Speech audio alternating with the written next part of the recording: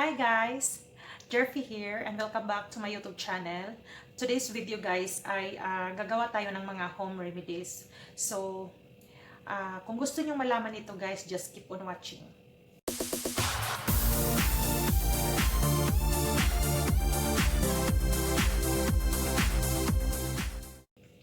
So, hi guys! Welcome back. Ngayong video na ito guys ay isi-share ko sa inyo kung paano gumawa ng aloe vera for face mask, yung mga may may mga dark spots at saka yung parang na tayo sa init yung mukha natin. So gagawa tayo ng mga home remedies since na marami kaming aloe vera dito sa bahay guys. So yun, naisipan kong gumawa ng home remedies. At least hindi na tayo bibili, so gagawa na lang tayo. Kung makikita na naman natin yung mga ingredients na natin sa kitchen, so why not na hindi tayo gagawa. So ipapakita ko sa inyo guys kung paano natin gagawin yung face mask. So ang kakailanganin lang natin guys is ayan, aloe vera, tapos mayroon tayong brown sugar, tapos mayroon tayong baking soda, at saka mayroon tayong lemon. So ipapakita ko sa inyo guys kung paano natin gawin. So, umpisa na natin guys.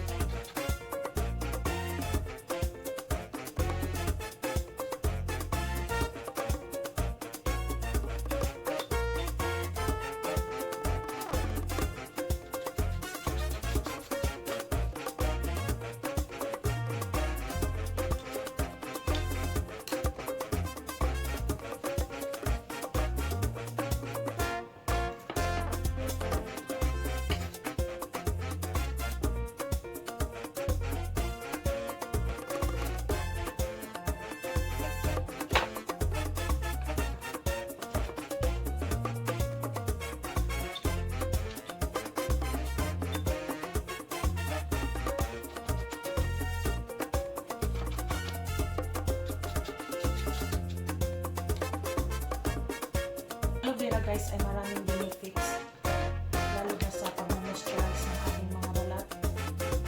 So madami siyang benefits kaya ang ganda sa ating skin. So bakit tayo bibili ng aloe vera na nasa store? So mayroon naman tayong aloe vera sa bahay. So ayan, nandiyan natin.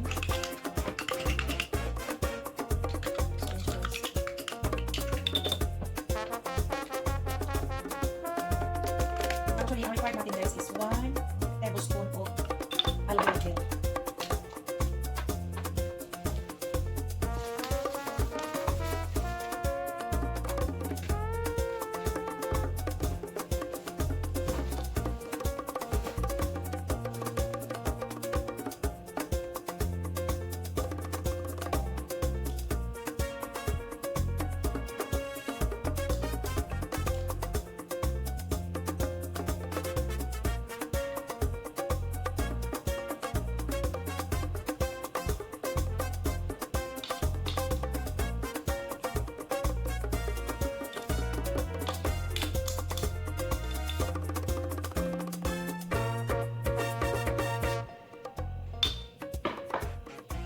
So, ayan na siya guys.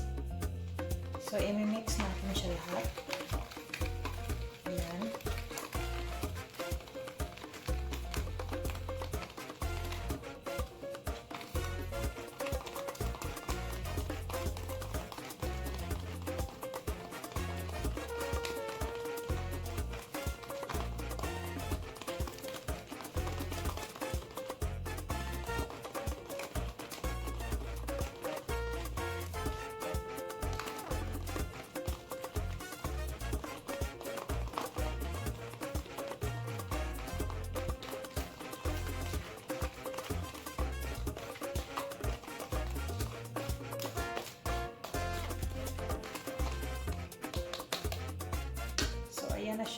guys.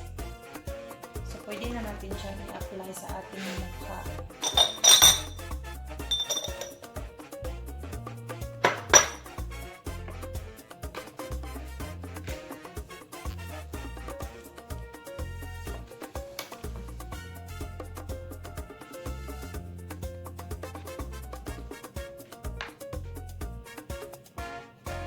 So, gumamit tayo ng brush guys. Blush on brush. Para maganda yung pag-spread ng sa ating mukha. Ano siya?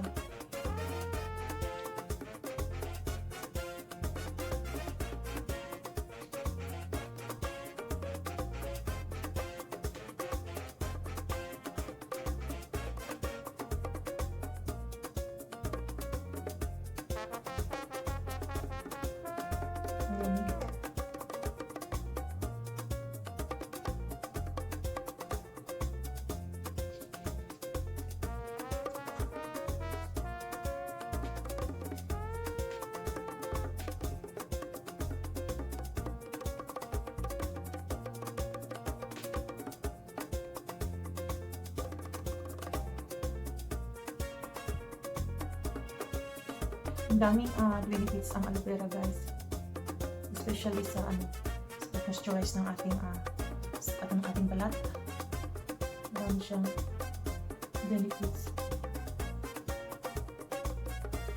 Nakakatanggal siya ng mga dark spots, yung mga dead skin natin.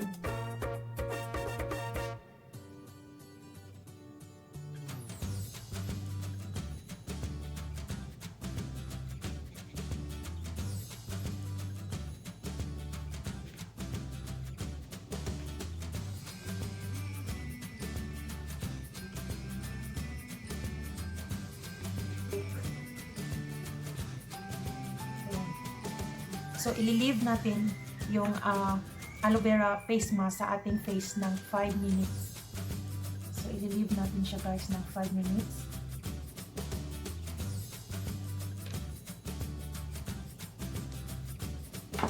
Antayin natin mag 5 minutes siya guys.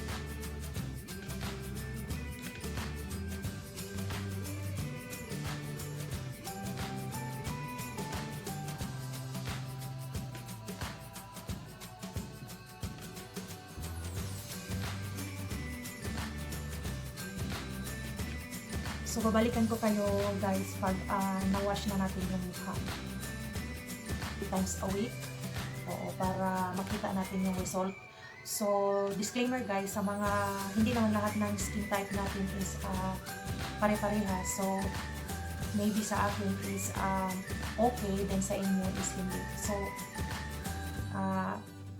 bantayan lang natin yung mga skin natin guys kasi hindi naman tayo pare-parehas ng skin.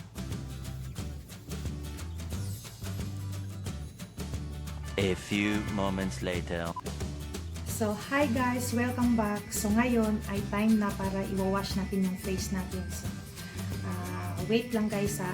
Ang i-wash pala natin ay warm water lang or natural water lang. So, wait lang guys ha. Mag-wash muna ako ng aking face. Balikan ko kayo. So, ayan guys. Nabanlawan na natin yung face natin.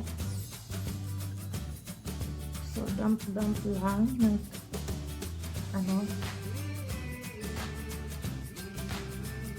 so, ganyan siya.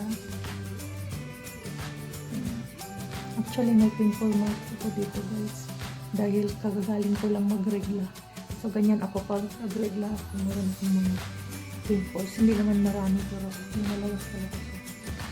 So, ayan yung face ko guys. Ayan. Sa noo. Sa chin.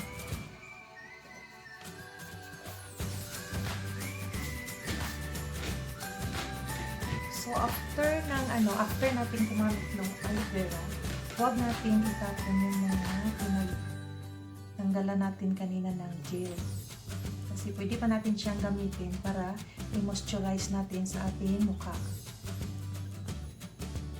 So, kagaya nito, kung natin siyang itapon, pwede natin siyang i-moisturize. So, ganyan siya.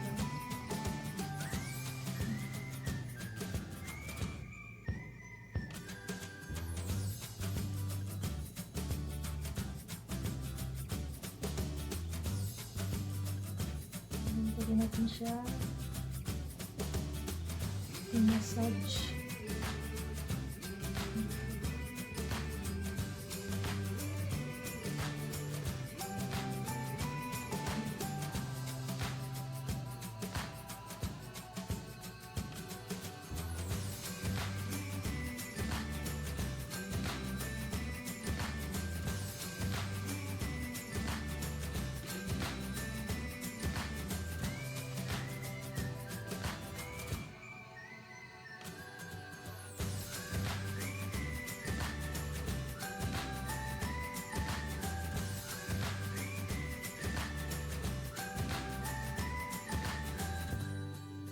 So, ayan.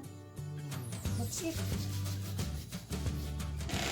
So, gagawin natin siya guys ng 2 to 3 times a week. So, pabalik-balik, no?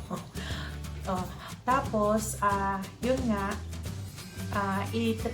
gagawin natin siya 2 to 3 times a week para makita natin yung result ng ating face. So, if you haven't subscribed to my channel guys, please do subscribe and click the bell notification para anytime na may bago akong upload is manonotify ka. Tsaka please give me a thumbs up kung nagustuhan mo ang video na ito, at tsaka please share, and thank you for watching guys. See you on my next vlog guys. Bye!